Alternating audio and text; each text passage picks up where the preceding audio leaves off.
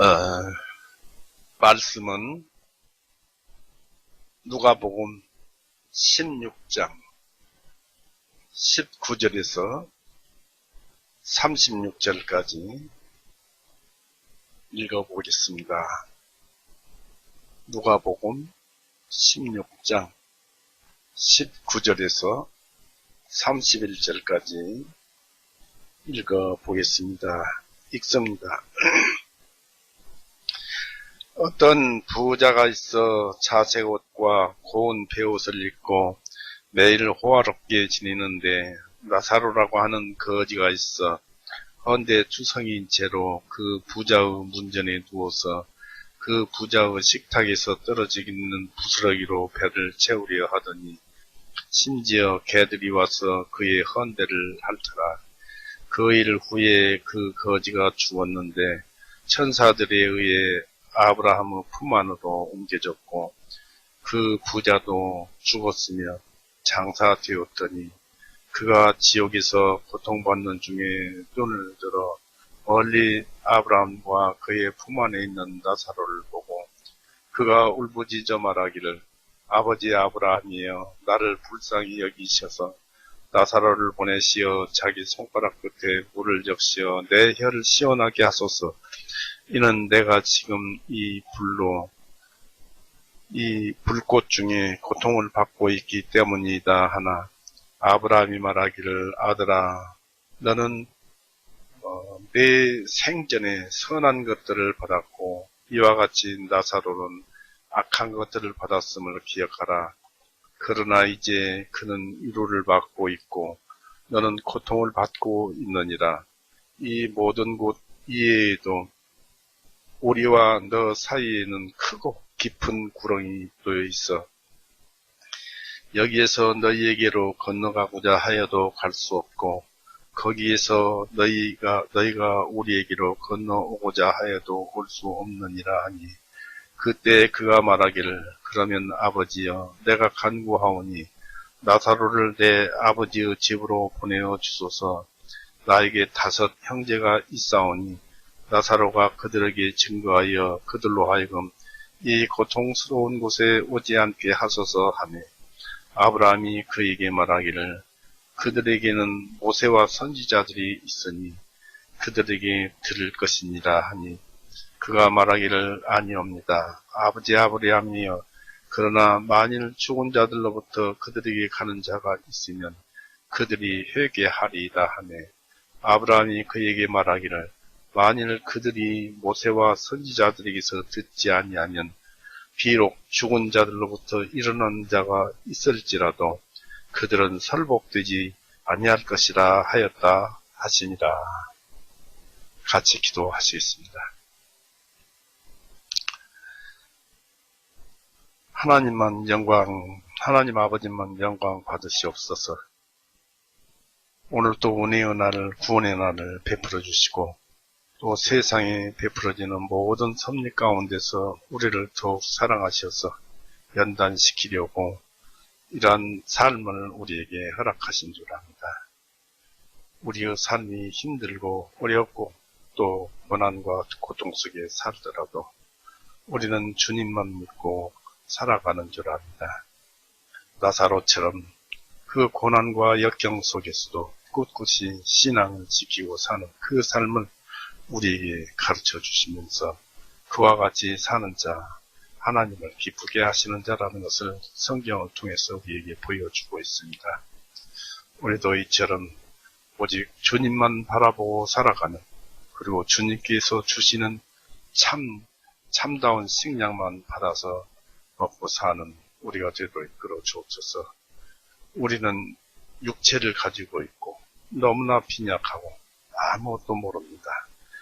그래서 우리가 바라는 것은 항상 육신의 것을 먼저 바라고 영의 것을 뒤에 바랍니다만 주님께서는 우리의 심령을 편안케 하시기 위해서 육신의 것도 주시고 영의 것도 주신 줄 압니다. 오늘 이 한 시간 이 자리에는 영의 것을 주시는 시간이고 우리는 그것을 받아야 하는 시간인 줄 압니다. 많은 것을 심령으로 깨닫고 배우게 하셔서 주님께 찬송 올리는 그런 시간이 되도록 이끌어 주옵소서. 항상 우리를 죄에서 구원하시고 또 열매를 맺기를 바라시는 우리 구주 예수 그리스도의 이름으로 아버지께 기도 올렸사옵나이다. 아멘. 네, 반갑습니다.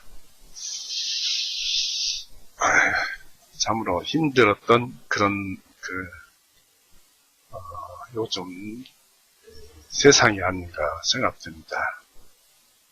그러나 시간은 흘러가고 있고 세상은 돌아가고 있습니다. 우리가 사는 날까지 최선을 다해서 주님께 순종하고 사는 것이 우리의 본분이고 또 우리의 기쁨인 줄 압니다.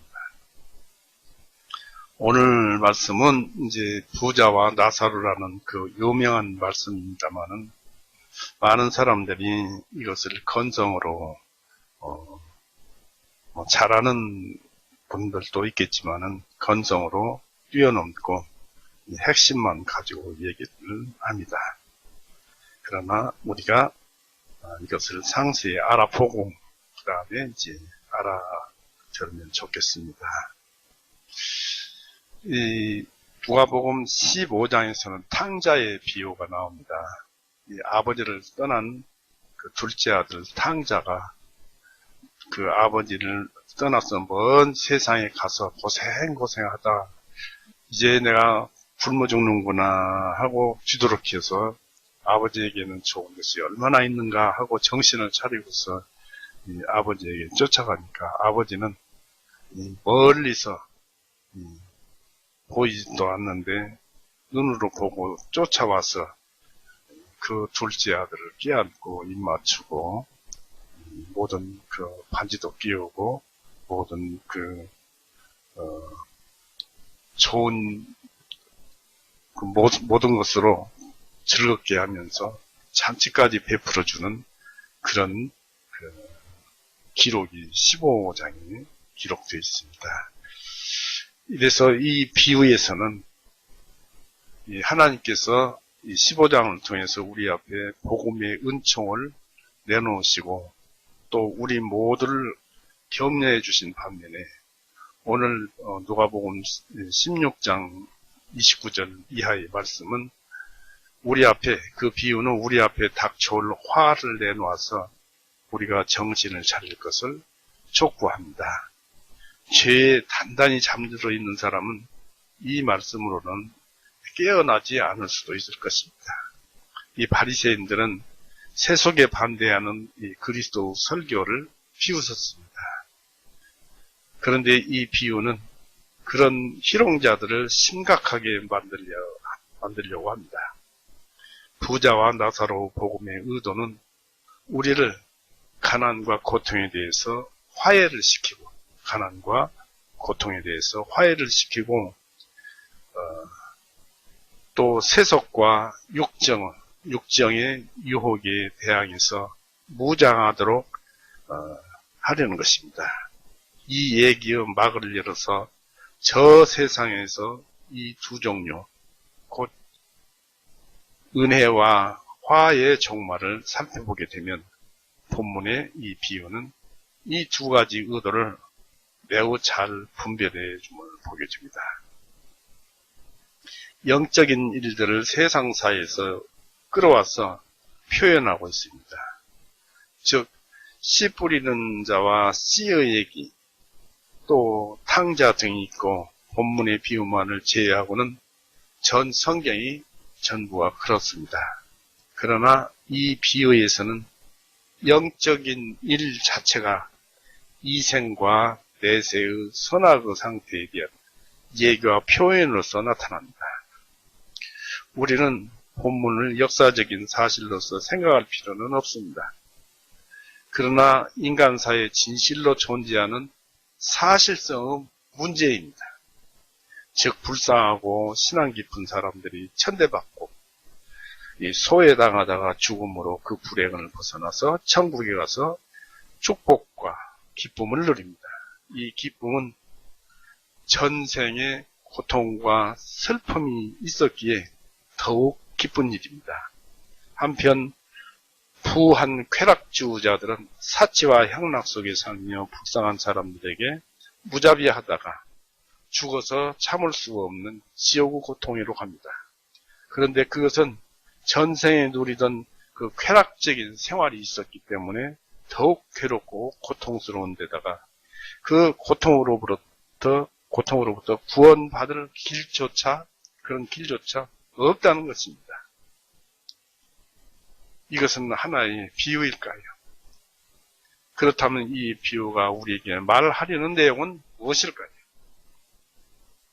아브라함과 이 부자의 다음론의 그 사실은 잘 들어보면은 욥기에서 하나님과 사단의 담론처럼 얘기를 더욱 효과 있게 하기 위한 도입된 말에 지나지 않습니다.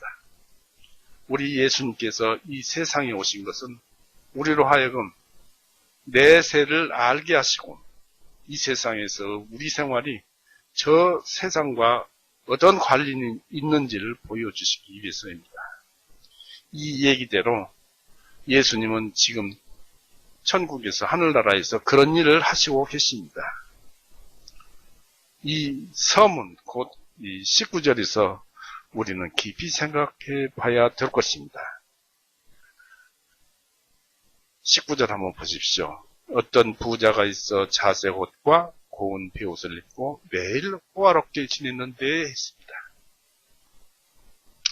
이 세상에서 사악한 부자와 신실한 가난한 자의 다른 생활 상태가 묘사되어 있습니다.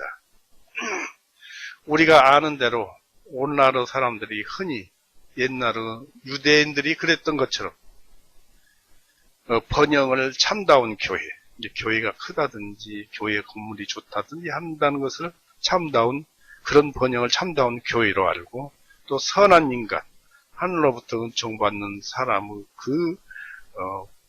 그런 식으로 사람의 표시로 보고 있습니다.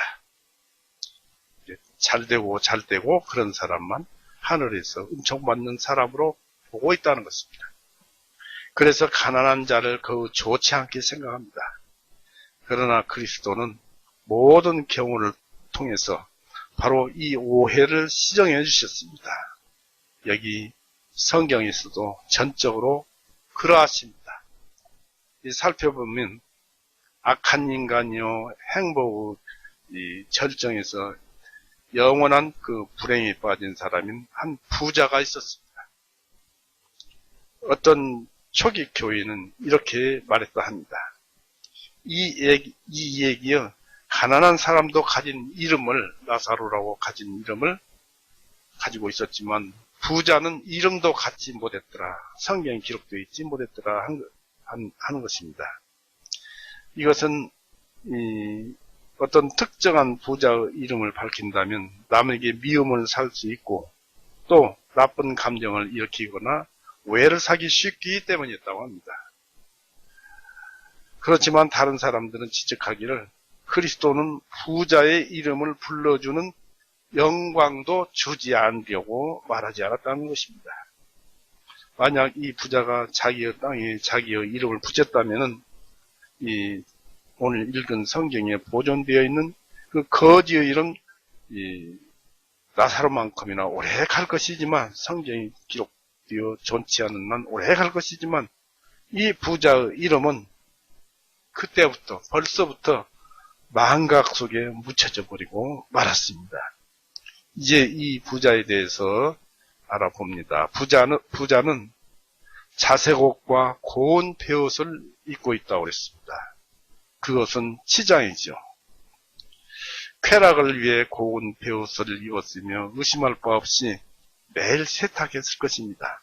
낮에 입는 베옷과 밤에 입는 베옷을 또한 거드름을 피우기 위해서 자색옷을 입었는데 그것은 왕들이 입는 것이었습니다. 그래서 그리스도께서 헤롯을 보고 얘기하셨으리라고 추측들을 하게 합니다. 이 부자는 언제나 밖에 나갈 때는 장엄하게 차려입고 날마다 사치스럽고 호화스럽게 지냈습니다. 구할 수 있는 각양각색 각색 그 사안의 진미를 차려놓고 또 그런 요리 접시가 그득한 보조 식탁까지 준비를 해놓고 또 고운 옷과 또 제복을 입고 시중드는 종들, 당연히 식탁에는 초대받은 손님들과 또 이런 것들이 자기의 사치를 더욱 돋보이게 했을 것입니다. 그런데 이런 것에 이 사람이 부자가 해야 될 것이 있겠느냐 이것입니다. 재산이 넉넉해서 할 수 있다면 부하고 자세옷과 고운 베옷을 입고 풍성한 식탁을 차린다는 것은 죄가 아닙니다. 또한 자기 재산을 사기나 압제나 강탈로 모았다는 얘기도 이 성경에 기록도 없고 자신이 술 취하고 또 남들을 술 취하게 했다는 그런 얘기도 여기에는 기록되어 있지 않습니다. 그런데 문제는 어디가 있었느냐면 부자의 마음에가 있었던 것입니다. 예, 그리스도는 여기서 사람들이 세상의 큰 재산과 허영과 만족을 누릴 수 있지만 하나님의 진노와 저주 밑에 놓여 있고 멸망한다고 알려주셨습니다. 우리는 잘 사는 사람의 삶에서 하나님이 그렇게 많은 것을 주시도록 그를 사랑하는지, 그렇게 많은 것을 주시기 때문에 그가 하나님을 사랑하는지 우리는 추리할 수가 없습니다. 행복은 세상의 재물들, 세상 것들로 만들어진 것이 아니기 때문입니다. 따라서 풍요와 쾌락은 상당히 위험한 것이며 많은 사람에게 사치와 육정, 하나님과 저 천국을 잊어버리게 하는 치명적인 유혹을 그것들이 가지고 있습니다. 이 부자는 큰 재산과 즐거움이 없었더라면 차라리 좋았을 것입니다. 욕심에 매달리고 그 평안과 쾌락을 쫓으면 많은 영혼을 파멸케 하고 영혼의 이익을 해칩니다. 고기를 먹고 좋은 옷을 입으면 사실 타당한 것이나 때때로 그것들이 교만과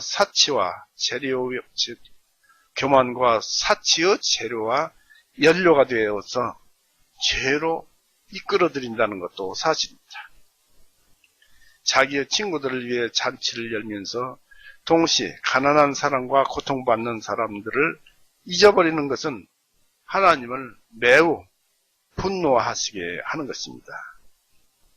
곧 자기 영혼의 저주가 됩니다. 이 부자의 죄는 그의 옷이나 음식이라기보다는 자기 자신만을 위하는 것이었습니다.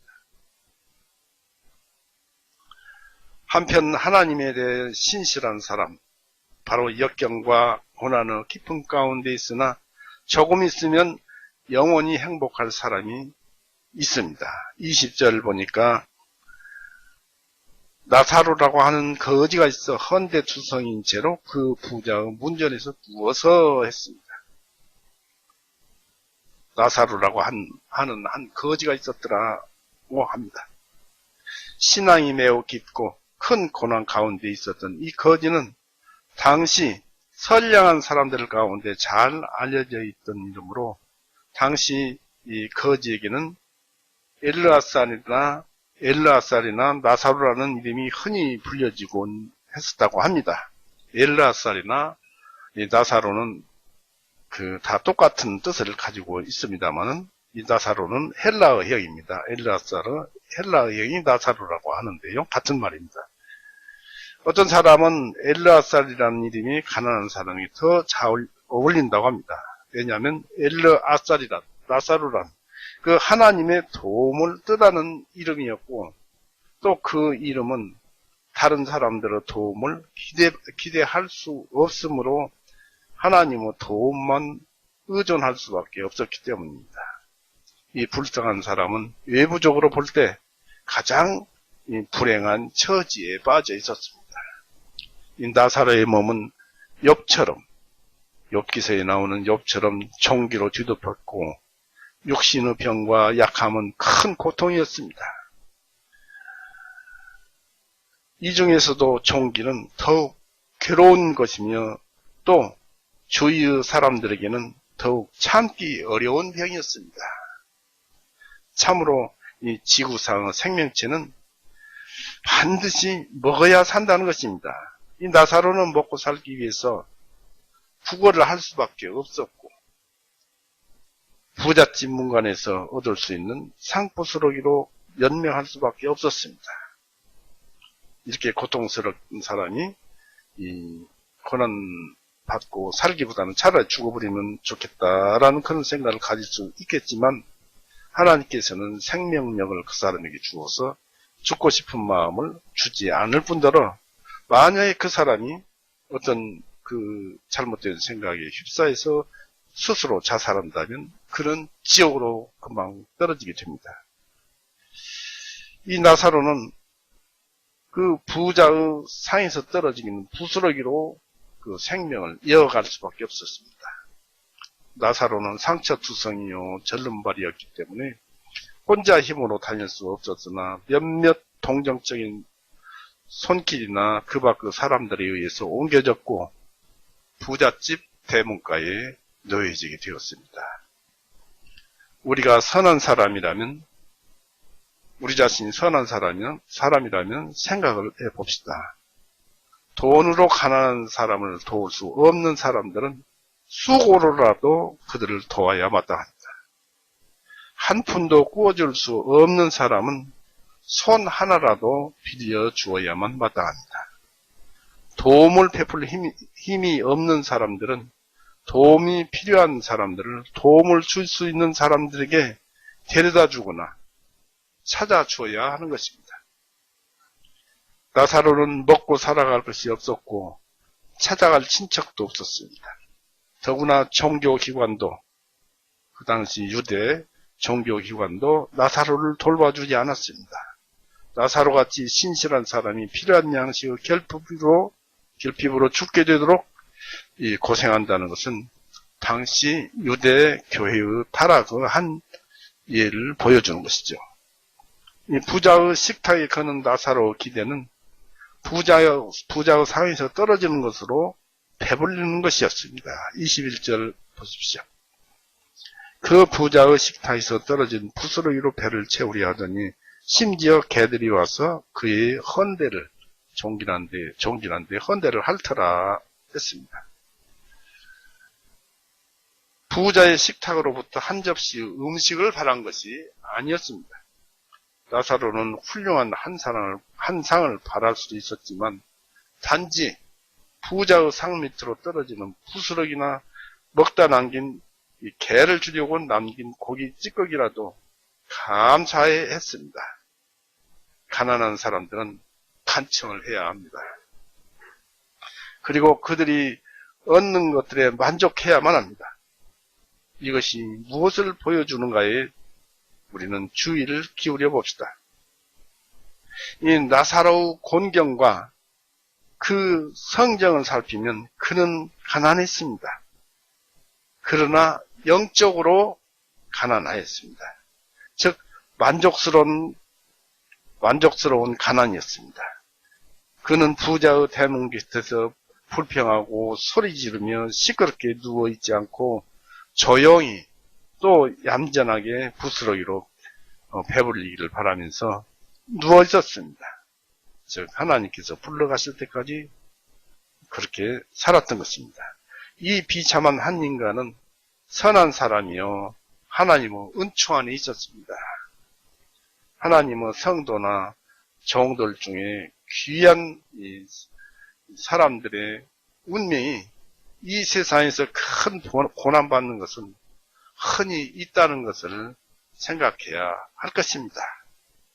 다 하나님께서 사랑을 베풀고 받도록 하기 위한 것입니다. 이에 반해서 사악한 사람들은 번영하고 유복합니다. 시편 73편 보십시오.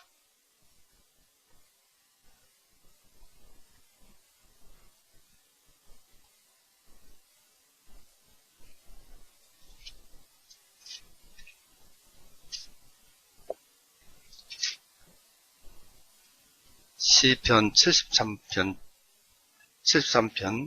7절 보십시오.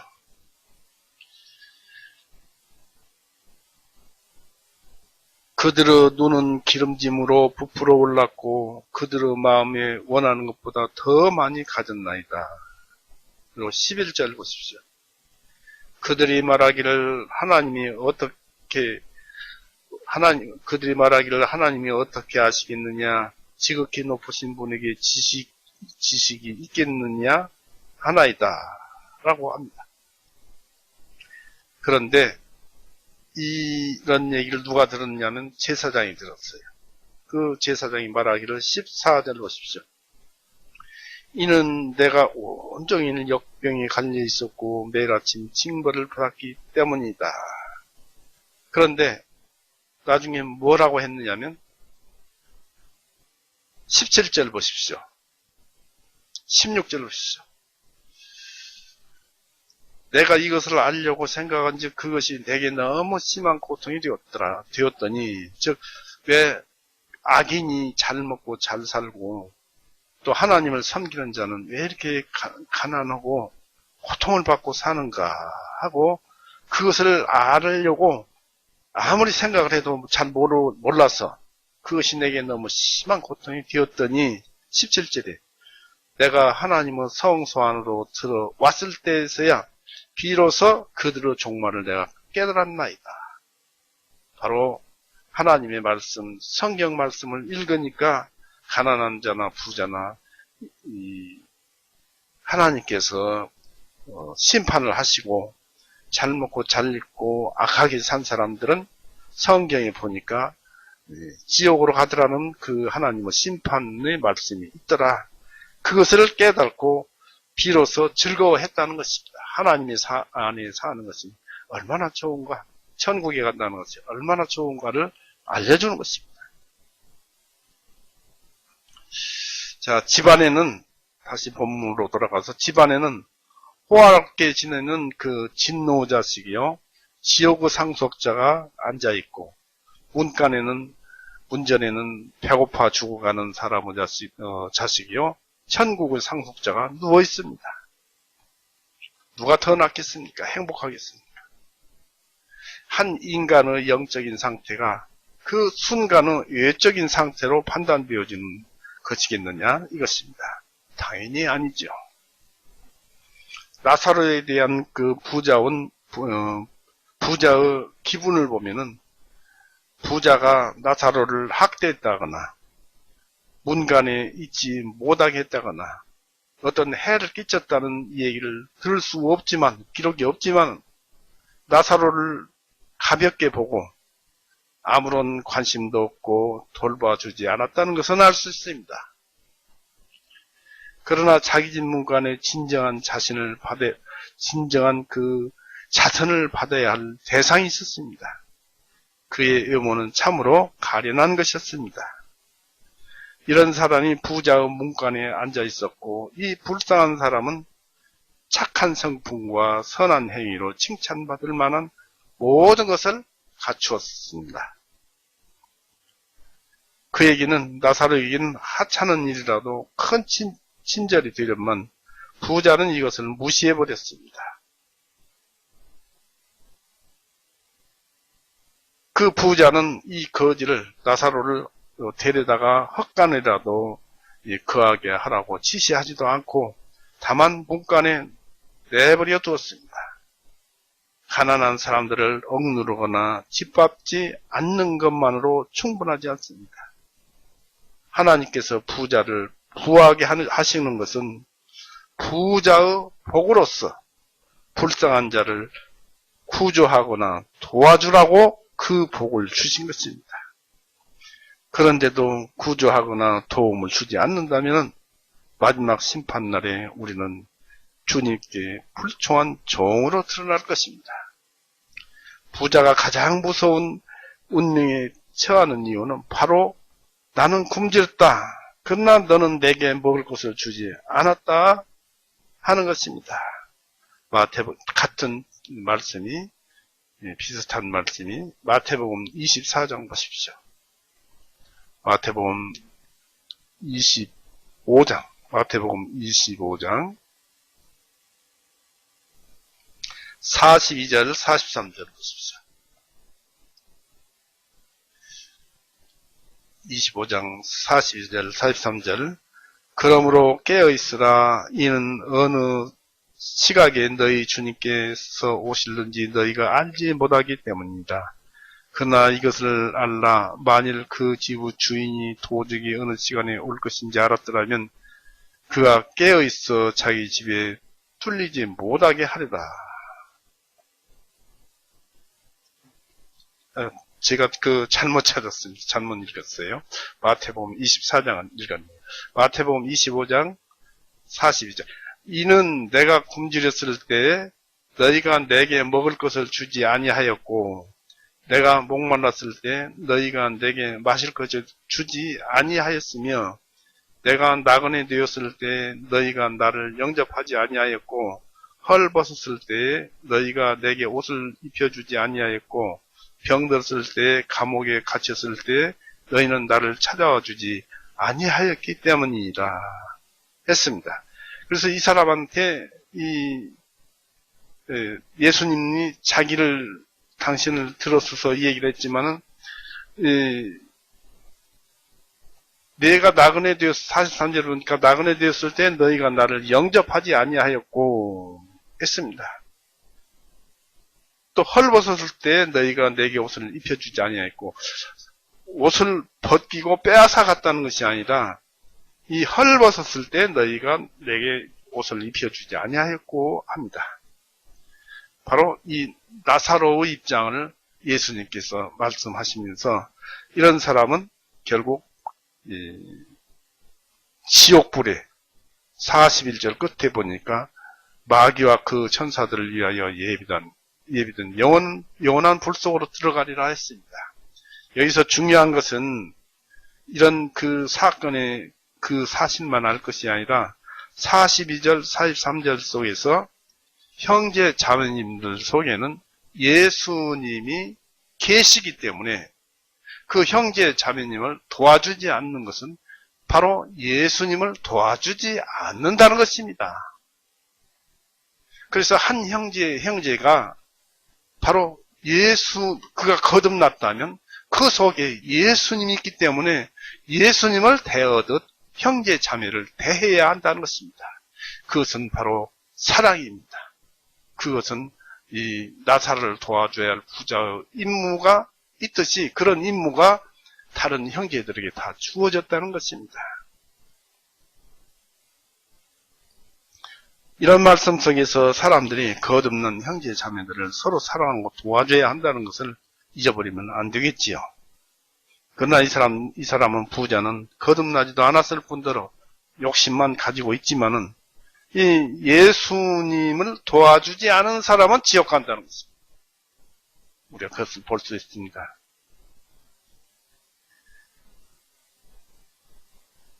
이 세상에 보면은 자신은 그리스도 복음을 믿고 그것을 믿는다고 말하는 부자들이 가난하고 고통받는 사람들의 궁핍과 비참함에 자주 눈을 감고 무관심에 내맡깁니다. 우리는 자신을 경성하여 우리는 자신을 일깨워서 뒤돌아봐야 할 것입니다. 이 개로부터 받는 대우가 또 21절에 기록되어 있죠. 개들이 와서 그의 헌대를 핥아라 했습니다. 심지어 와서 헌대를 핥아라 했습니다. 이 부자는 한때의 개들을 오락삼아 기르고 있었습니다. 이 나사로가 살기 위해서 필요한 음식이 없을 때라도 이 개들은 배부르게 먹여주고 있었습니다. 이런 사실을 우리는 명심해야 할 것입니다. 개는 기르면서 가난한 사람들을 소홀히 여기는 사람들은 내세에 책임질 것이 많을 것입니다. 곤경에 처해 있는 그리스도인에게 준다면 필요하고 또 그들을 기쁘게 할 수 있는 재물을 오락과 어리석은 일에 소모해버리는 많은 부자들을 몰인정한 그 행위는 하늘나라에서 받을 그들의 책망을 더욱 중하게 할 것입니다. 애완동물은 배불리 먹이면서 이웃집 가난한 자들은 굶어 죽도록 내버려 두는 자들은 하나님을 화내시게 하며 인류를 어기는 자들입니다. 그런데 이 개들이 와서 나사로 헌대를 핥았습니다. 이 핥은 것에 대해서는 우리가 두 가지로 생각해 볼 수도 있습니다. 그 한 가지는 나사로의 불행을 가중시켰다고 볼 수 있습니다. 나사로의 상처는 피투성이었습니다. 그 상처가 더 아프도록 개들이 핥아서 자극시켰습니다. 개들은 마치 나사로가 시체가 되어서 개들을 물리칠 힘이 없는 듯이 나사로를 공격했고 그것을 말리는 예절을 가진 종이 한 사람도 없었습니다. 개들도 집주인처럼 인간의 핏덩어리를 맛있게 즐기면서 사치스럽게 지내는 것을 생각하고 있었습니다. 또 한 가지는 이렇게 볼 수 있는데 비참한 지경에 있는 나사로에게 위로가 되었으리라는 것입니다. 부자는 나사로에게 냉정했지만 그러나 개들은 와서 헌대를 핥아줌으로써 나사로의 상처를 깨끗하게 하였습니다. 상처를 위해서는 좋은 일이었습니다. 개들은 주인보다 친절했다라고도 볼 수 있는 것입니다. 드디어 이 신실한 가난한 사람과 그 악한 부자가 죽은 후 내세에서 다른 상태에 가 있는 얘기가 나옵니다.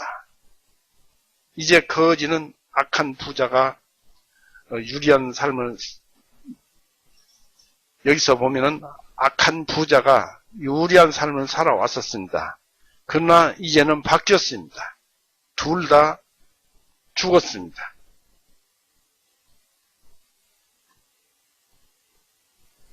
(22절) 보십시오. 누가복음 16장 22절. 그 일 후에 그 거지가 죽었는데 천사들에 의해 아브라함의 품 안으로 옮겨졌고 그 부자도 죽었으며 장사되었더니 라고 했습니다. 거지도 죽고 부자도 죽어서 장사되었습니다. 죽음은 부자나 가난한 자나 믿음 있는 사람이나 없는 사람이나 여기로서 공동의 운명입니다. 죽음은 누구에게나 찾아오는 것입니다. 열왕기상 2장 2절 한번 보십시오. 요명한 다윗의 얘기가 나와 있습니다.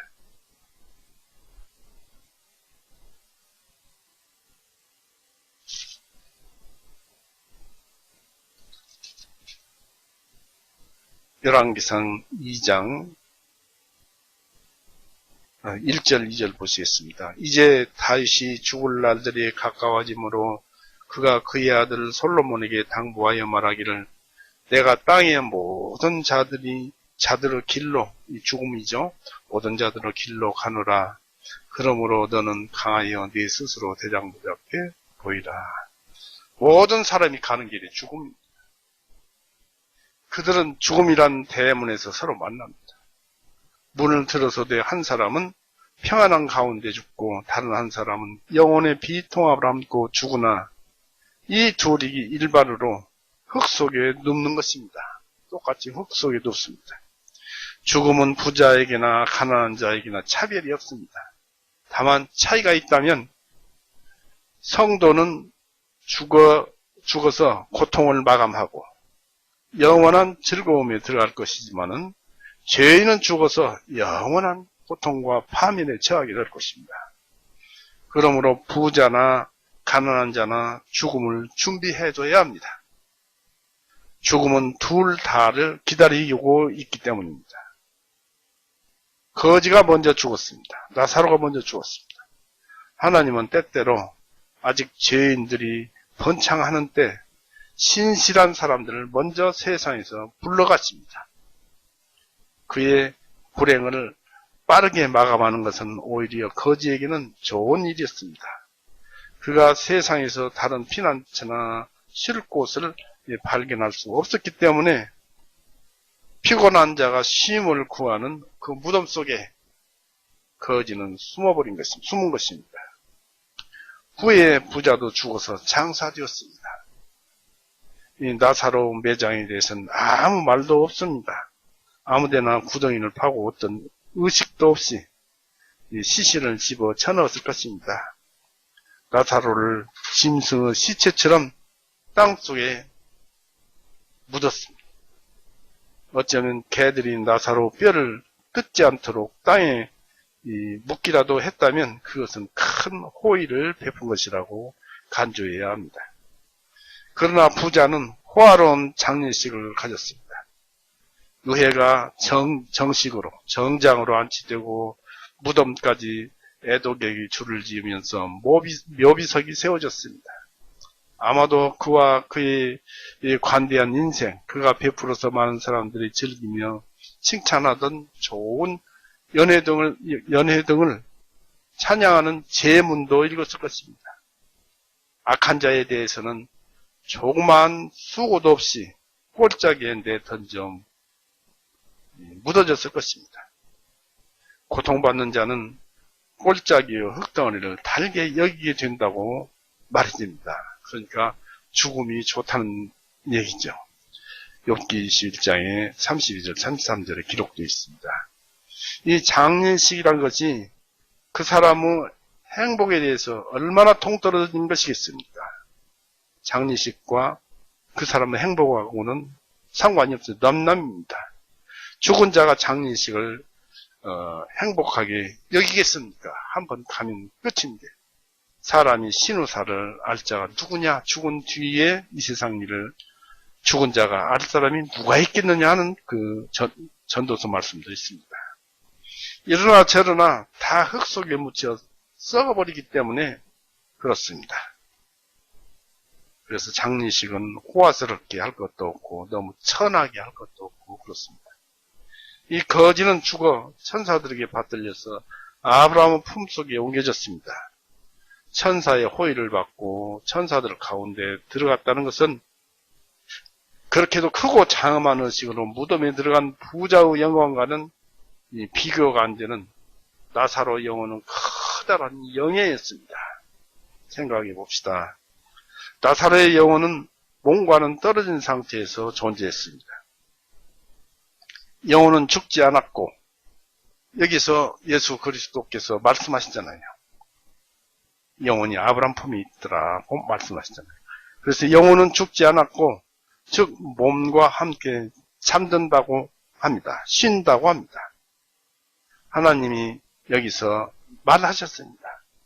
그의 영혼의 촛불은 몸과 함께 꺼지지 않았고 살아 움직이며 무엇이 되어지며 어떻게 되어질 것을 알고 있었습니다. 이 몸이 죽지 않고 촛불과 그 영혼과 몸이 죽지 않았다고 여기서 얘기되고 있는데 우리가 그렇게 볼 수 있는데 여기서 그의 몸이란 생전에 그가 살아서 행한 하나님의 은혜를 말을 합니다.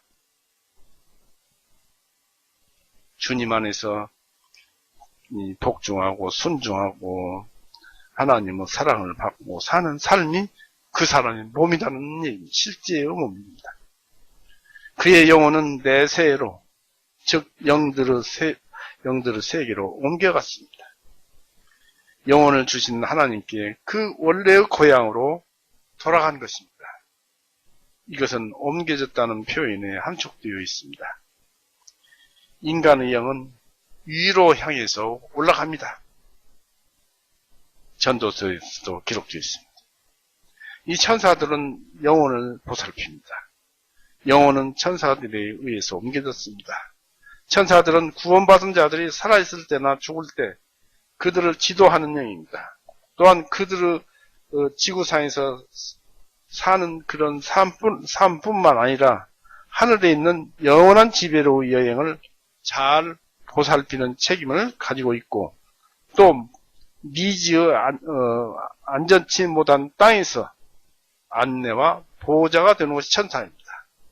이 사람의 영혼은 정화되지 못한 영혼과는 달리 이 땅에 얽매여 있지 않고 이 세상에 방해가 되지 않는다면 그 자신이 그 영혼이 탄력이 있는 특성을 가져서 구원받았기 때문에 탄력이 있는 특성을 가져서 그것으로 인해서 육체를 벗어나자마자 곧 하늘로 솟구칩니다. 그러나 그리스도께서는 사람들 자신이 그리하는 것을 신뢰하지 않으시고 그 영혼을 자신에게 데려올 특별한 천사, 사자를 보내시는 것입니다. 우리는 하나의 천사라도 충분할 것이지만 이 구약에 보면 선지자 엘리야가 나옵니다만 엘리야에게 많은 천사를 보내셨듯이 많은 천사를 우리가 죽을 때 보내십니다.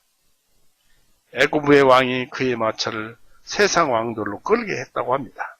그러나 그것이 무슨 영광이 되겠습니까? 땅속으로 묻혀버립니다. 성도들은 그리스도의 승천을 힘입어서 하늘로 오릅니다. 거기에 천사들이 호의를 함으로 더욱 위엄과 예절이 따릅니다. 성도들은 안전할 뿐만 아니라 영광스럽게 고향 집에 오게 되는 것입니다. 부자의 상의를 메고 나갔던 상역군들은 아마도 16급 사람들이었겠지만 나사로의 영혼을 운반한 천사들은 누더기 옷에 상처가 몸에 있다고 해서 나사로 몸 만지기를 주저하지 않았고 그의 영혼을 꺼려하지도 않았습니다. 그 영혼은 흠없고 점없이 다른 아무 이상 없이 하나님께 바쳐진 것이었습니다. 선한 사람은 죽으면서 축복의 천사여 이제 어서 오시오. 왜 이렇게 늦었습니까? 나를 빨리 데려가 주시오. 그리고 당신의 일을 행하시오라고 선한 성도들은 그렇게 말할 것입니다. 이 나사로는 아브라함 품 안에 안겼습니다. 유대인들은 의인이 즉 구원받은 사람이 죽어 누리는 행복을 세 가지로 표현했습니다. 그렇다고 합니다. 즉 에덴 동산 곧 낙원으로 갔다. 또 영광의 보좌 하나님 보좌 아래에 있다. 아브라함의 품으로 갔다고 표현한다고 합니다.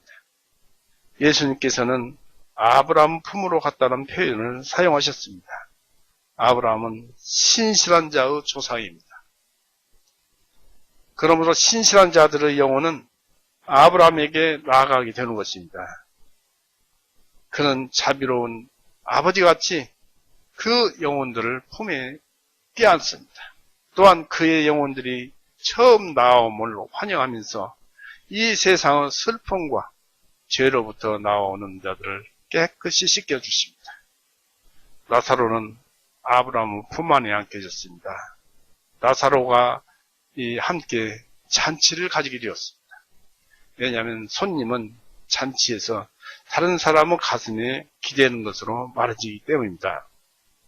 이스라엘에서는 그렇게 표현되고 있지요. 예수님께 기댔던 요한을 볼 수도 있고요. 그리고 하늘의 성도들은 아브라함, 이삭, 야곱과 한 자리에 앉습니다. 아브라함은 부하고 위대한 사람이었지만 불쌍한 나사로를 가슴에 안는 것을 싫어하지 않고 기뻐하였습니다. 하늘에서는 부한 성도나 가난한 성도나 똑같이 만납니다. 이 불쌍한 나사로는 이 땅의 부잣집에서 문간 안에도 못 들어갔지만은 하늘의 궁전에서는 거대한 침실로 안내되어졌습니다. 그리고 그는 아브라함의 품에 누워졌습니다. 그런데 바로 그가 이 세상에서 개의 무리와 함께 처해 있었다고 부자로부터 꾸중듣던 사람이라고 누가 알겠습니까? 부자가 죽고 매장된 후 그에 대한 소식은 저가 지옥에서 고통받는 중에 눈을 들었다는 것입니다. 23절 보십시오. 그가 지옥에서 고통받는 중에 눈을 들어 멀리 아브라함과 그의 품 안에 있는 나사로를 보고 그랬습니다. 부자의 처지는 이제 매우 비참해졌습니다. 분리되어진 영혼의 상태로 그는 지옥에 떨어졌고, 즉 이 구약 성경 말로는 하데스라고 합니다. 지옥, 하데스에 있는 것입니다. 영혼의 지옥을 말합니다. 하데스에 있는 것입니다. 거기서 부자는 극심한 불행과 극도의 고통에 처해 있습니다. 신실한 영혼들이 육체의 짐을 벗어놓자마자 이 세상의 그 장막, 이 욕심, 이 짐을 벗어놓자마자 곧 환희여 경사스러움으로 들어가게 되는 반면에 사악하고 깨끗하지 못한 영혼은 죽음으로 육체의 쾌락에서 떨어지자마자 곧 끝없고 치료 불가능한 비참과 고통으로 들어가게 됩니다. 더구나 그들의 비참과 고통을 그들의 부활 시에는 더욱 증가되고 가장 극도의 상태에 도달하게 될 것입니다. 부활 시에는. 이 부자는 완전히 그 자신을 세상 쾌락에 바쳤고 온통 그것으로 채웠고 자기 몫을 그것으로 탕진해 버렸습니다. 바로 이 자기 몫을 한 표현으로 자기의 시간을, 이 세상 시간을 허송세월했다는 얘기입니다. 탕진해 버렸습니다. 그러므로 전적으로 영적인 세계의 즐거움에 부적당했던 것입니다. 부자의 마음과 같은 속세적인 마음엔 영적 생활이 아무런 즐거움이 될 수 없습니다. 또 아무런 영적인 기쁨과 그 즐거움의 맛도 볼 수가 없고 따라서 전적으로 영적인 것들과는 무관했습니다. 이런 것뿐만이 아니었습니다. 그는 이 가난한 사람들에게 냉정했습니다. 부자는. 따라서 그는 하나님의 자비와는 이 단절된 상태에 있었을 뿐 아니라 동정이 없는 엄한 재판을 받게 되었고, 그래서 전의 것들을 상실했다는 벌뿐만 아니라 육체적으로 고통을 당하는 벌까지 받게 된 것입니다. 부자의 비참은 나사로가 행복하게 되었다는 그런 것을 알게 됨으로써 부자의 고통은 더욱 가중되어졌습니다. 그는 눈을 들어 멀리 아브라함과 그의 품에 있는 나사로를 보았습니다. 고통 중에 있는 것은 자기 영혼이었습니다. 또 틀려진 것은 마음의 눈이었습니다. 그는 이제 나사로가 어떻게 저렇게 되었을까를 생각하기 시작했습니다. 그리고 자신이 지옥에 있다는 것을 모를 정도로 깜짝 놀랐습니다. 멀리 아브라함의 품에 안게 있는 나사로를 생시에 보듯 확실히 분명하게 쳐다보았습니다. 이게 지옥에 있는 사람들의 고통이요 비극입니다. 천국에 있는 사람들이 지옥에 있는 사람들은 볼 수 있다는 것입니다. 이 저주받은 자들의 비참함을 더욱 증가시키는 것은 이미 본 적이 있습니다. 누가복음 13장 한번 보십시오. 누가복음 13장 28절. 너희가 아브라함과 이삭과 야곱과 모든 선지자들은 하나님의 왕국 안에 있고 너희 자신들을 쫓겨나는 것을 볼 때 거기서 슬피우며 이를 갈미 있으리라 했습니다. 그러니까 더욱 자기 자신을 되돌아보고 고통스러워하는 것이죠. 너희가 아브라함과 이삭과 야곱과 모든 선지자는 하나님 이 나라에 있고 오직 너희는 쫓겨나리라. 구원받은 의인이 아니라면 다 그렇습니다. 이 부자는 멀리 아브라함을 보았습니다. 아브라함을 쳐다본다는 것은 우리에게는 즐거운 일입니다. 그러나 그를 멀리서 본다는 것은 괴로운 것입니다. 이 부자의 가까이에는 악마와 저주받은 동료들과 무시무시한 광경, 또 고통스러워하는 사람들이 있는데 멀리 아브라함을 쳐다본 것입니다. 그런 과정 중에서. 지옥에서는 모든 것이 고통을 더하는 것뿐임을 우리는 명심해야 할 것입니다. 보이는 것, 만지는 것, 행하는 것, 전체가 고통일 뿐입니다. 즉 하나님이 안 계시는 곳은 모든 것을 자신이 스스로 행해야 되고 만들어서 행해야 합니다. 그것이 되어집니까? 하나님의 은혜가 아니면. 안 되어지니까 더 고통스러운 거예요. 자신에게 그런 능력이 없다는 것입니다. 오직 절망과 고통만 있을 뿐입니다. 참으로 두려운 곳이 지옥입니다. 부자는 아브라함 품 안의 나사로를 보았습니다. 그가 그렇게도 꾸짖고 멸시했으며 쳐다볼 가치조차 없다고 얘기했던 바로 그 나사로가 천국에서 우대를 받고 이제는 사랑을 받게 된 것입니다. 나사로를 쳐다보자마자 그의 마음엔 과거에 그를 잔인하고 야만스럽게 대했던 행동이 생각났고 나사로가 행복에 처한 것을 보게 되자 자기의 불행이 더욱 고통스러워짐을 느꼈습니다. 24절은 읽어보겠습니다. 그 서로 떨어진 상태에서 부자와 아브라함 사이에 오간 얘기를 듣게 됩니다. 24절 보십시오. 이 부자가 그가 울부짖어 말하기를 아버지 아브라함이여 나를 불쌍히 여기셔서 나사로를 보내시어 자기 손가락 끝에 물을 적시어 내 혀를 시원하게 하소서. 이는 내가 지금 그 불꽃 중에 고통을 받고 있기 때문이다 하나 그랬습니다.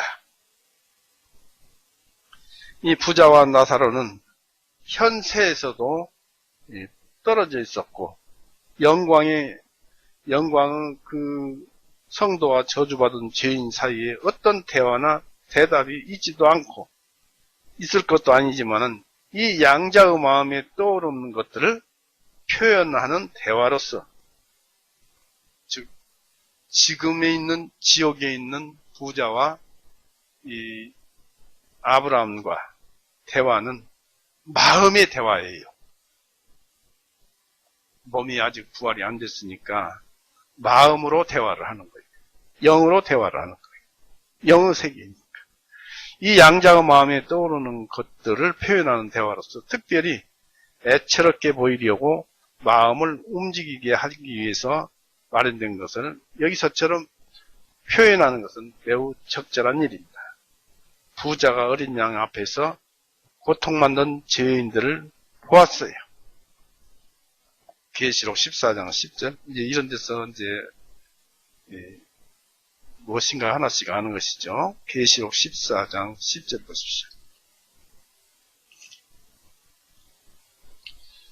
그 역시 하나님의 진노 포도즙을 마시게 되리니 그것은 그분의 분노 잔에 섞인 것이 없이 부은 것이라. 그가 거룩한 천사들의 눈앞에서 어린 양의 눈 앞에서 불과 유황으로 고통을 받으리니 이런 것을 죄인들은 보았다라는 얘기입니다. 그 다음에 벌레가 죽지 않는 곳에서 신실한 하나님의 종들이 언약을 범한 사람들을 굽어보는 것을 보았기 때문에 여기서 이같이 대화하는 그걸로서 그렇게 걸맞지 않는다고 마음으로 대화하고 영적인 것으로 대화하는 것이 맞지 않는다고 성경어법상 틀리지 않는다고 생각이 안 들 것입니다. 이사야 66장 23절을 보십시오.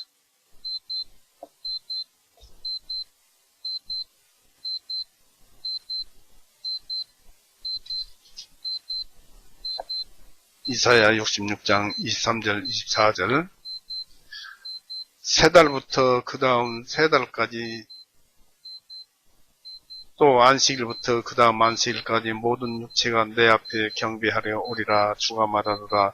또 그들이 나가서 나를 대적하여 죄를 지었던 사람들의 시체를 볼 것이니 이는 그들의 구더기가 죽지 아니하며 이 지옥에 들어간 사람들이죠. 그들의 구더기가 죽지 아니하며 그들의 불도 꺼지지 아니할 것이기 때문이라. 그들이 모든 육체에게 가정함이 되리라 했습니다. 서로 보았다는 것입니다. 이런 마음들이 오간다는 것입니다. 이런 영적인 생각들이 오가는 것입니다. 신실한 하나님의 종들이 언약을 범한 사람들을 굽어보는 것을 여기서 알듯이 보았다는 것입니다. 이 같은 대화는 그렇게 걸맞지 않는다라고 생각이 안 들 것입니다. 이제 지금까지 무슨 말씀을 드렸냐면 영적인 언어로 대화를 했다는 것이죠.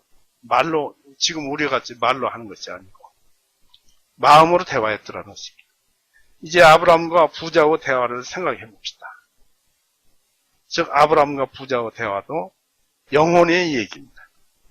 부자가 아브라함에게 자신의 현재의 고통을 감해달라고 애원하고 있습니다. 24절에 보니까 아까 읽어봤습니다만 아브라함을 멀리서 보자 그는 울부짖었습니다. 큰 소리로 불렀습니다. 아주 급한 경우에 처하거나 고통과 아픔 중에 있는 사람이 비명과 함께 청원해서 이 동정을 억지로 자아내는 것처럼 소리를 친 것입니다. 큰 소리로 명령하던 자가 이제는 큰 소리로 나사로가 문간에서 하던 것보다 더 큰 소리로 구걸하게 된 것입니다. 술 먹고 떠들며 흥청대던 때의 노래가 이제는 너무 슬픈 탄식으로 변해버린 것입니다. 여기서 살펴보면 부자가 아브라함에게 붙인 칭호는 아브라함을 아버지라 불렀습니다. 육체로는 아브라함의 후손인 사람들이 지옥에는 많이 있습니다. 유대인들을 가리키죠. 또 이름과 입으로만 아브라함과 언약의 후손이라는 사람들이 많이 있습니다. 즉 교회에 다니면서 하나님 아버지, 예수님 이렇게 주님 하면서 찾는 이 교회에 다니는 사람들도 자기는 구원을 받았으리라고 생각하지만 그런 사람들도 지옥에 많이 가 있을 것이다. 죄를 깨닫고 회개하고 이 구원의 복음을 듣고 구원을 믿어서 구원을 받지 못한다면 누구라도 지옥에 들어가는 것입니다. 아마도 이 부자는 현세적인 환락에 처해 있었을 때는 아브라함과 그의 이야기를 우습게 생각하고 놀랐을 것입니다. 마치 후세의 교회를 경멸하던 자들이 그랬던 것처럼 그랬을 것입니다. 그러나 지금은 아브라함께 존경의 칭호로서 아버지 아브라함이여 하고 부르는 것입니다. 지금은 악한 자들이 의로운 자들을 가비히 보지만은 후엔 억지로라도 의로운 자를 가까이 하고 친해지기를 요구하는 그날이 당연히 올 것임을 명심합시다. 여기서 아브라함은 그리스도를 나타냅니다. 왜냐하면 그분에게만 모든 심판이 이임되어 있기 때문입니다. 또 아브라함이 여기서 말하는 것이 바로 예수님의 마음의 뜻이기 때문입니다. 아브라함이 얘기하는 것은 예수님의 뜻이 마음의 언어예요. 이 그리스도를 지금 가볍게 보는 자들은 얼마 있어서 예수님께 주여 주여 하고 저를 구원하소서 하고 울부짖을 것입니다. 지옥에 간 사람들은 그렇게 울부짖지만은 아무 소용없어요. 저 세상은 불변의 세상입니다. 불변의 세상. 오늘은 여기까지만 하고 마치겠습니다. 다음 주에 더 심각한 얘기가 나온 말씀을 꼭 들어주시기 바랍니다. 오늘은 여기까지 하고 마치겠습니다. 같이 기도하시겠습니다.